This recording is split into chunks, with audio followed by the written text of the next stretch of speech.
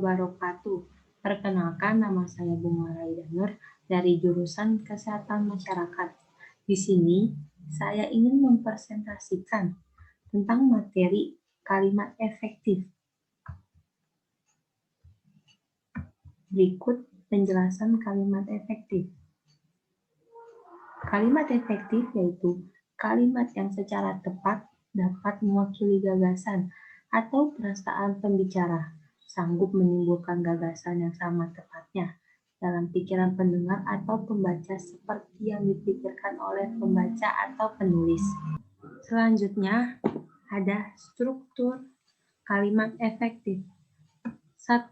Subjek, yaitu bagian kalimat yang menunjukkan pelaku, tokoh, benda, dan suatu masalah yang menjadi pokok pembicaraan. Subjek biasanya diisi oleh jenis kata benda, klausa, atau frasa verbal.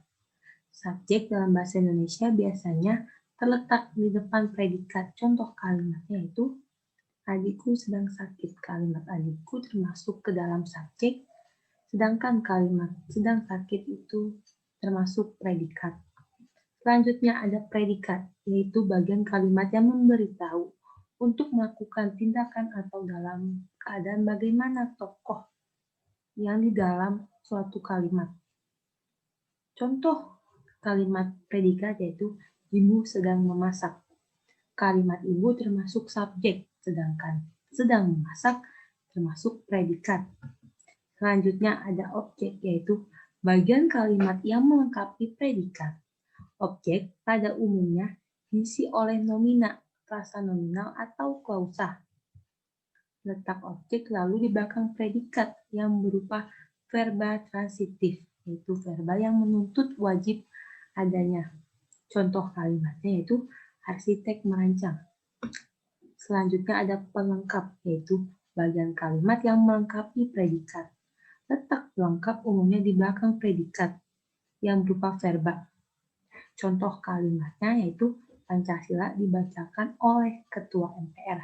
Kalimat Pancasila termasuk ke dalam subjek, kalimat dibacakan termasuk ke dalam predikat, sedangkan kalimat oleh Ketua MPR termasuk pelengkap. Dan terakhir ada keterangan, yaitu bagian kalimat yang menerangkan berbagai hal mengenai bagian kalimat yang lainnya. Unsur keterangan dapat berfungsi menerangkan subjek, predikat, objek, dan pelengkap. Posisinya bersifat bebas, dapat di awal, di tengah, atau di akhir kalimat. Jenis keterangan dan contoh pemakaiannya. 1.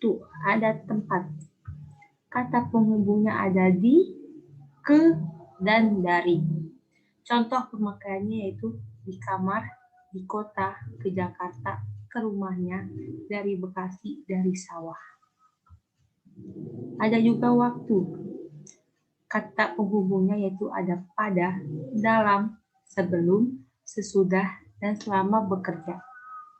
Contoh pemakaiannya yaitu pada pukul 5 hari ini, dalam 2 hari ini, sebelum mandi, sesudah makan, dan selama bekerja. Ada tujuan. Kata penghubungnya yaitu ada supaya, untuk, dan bagi. Contoh pemakaiannya yaitu supaya atau agar kamu tahu, untuk kemerdekaan, dan bagi masa depan. Dan yang terakhir ada penyebab. Kata penghubungnya yaitu ada karena dan sebab. Contoh pemakaiannya yaitu karena orang itu dan sebab keberhasilannya.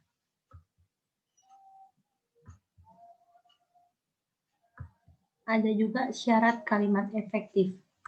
1. Ada kebenaran, yaitu harus didasarkan pada penulisan yang baik dan benar, sesuai dengan ejaan yang dianjurkan dan kaidah kebahasaan yang menggunakan bahasa baku. Dan yang kedua ada kepaduan, berkaitan dengan logika kalimat dan pilihan kata. Dalam menyusun kalimat harus padu, sehingga membuat kalimat menjadi utuh. Dan yang terakhir ada ciri-ciri kalimat efektif. 1. Ada ketatabahasaan, yaitu merupakan faktor penting dan mendasar dalam kalimat efektif. Salah satu contoh ketidakefektifan kalimat karena tidak sesuai dengan aturan tata bahasa adalah adanya pemakaian akhiran an dan i. Yang salah satu contoh yang benar yaitu dosen kritik sastra menugasi kami membuat makalah. Yang kedua ada kesatuan gagasan atau kesepadanan berkaitan dengan keseimbangan antara gagasan dan struktur bahasa yang dipakai. Kesatuan adalah terdapatnya ide pokok dalam sebuah kalimat, sedangkan kesepadanan antara pikiran atau perasaan yang sama dengan kalimat yang diucapkan atau ditulis. Contoh kalimat yang benar yaitu, para mahasiswa harap menyelesaikan semua tugas dengan tepat waktu.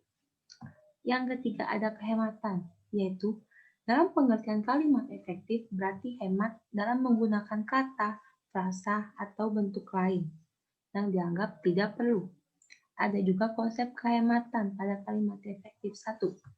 Ada penggunaan subjek ganda. 2. Penjamakan kata yang sudah jamak. 3. Penggunaan bentuk panjang yang salah. 4.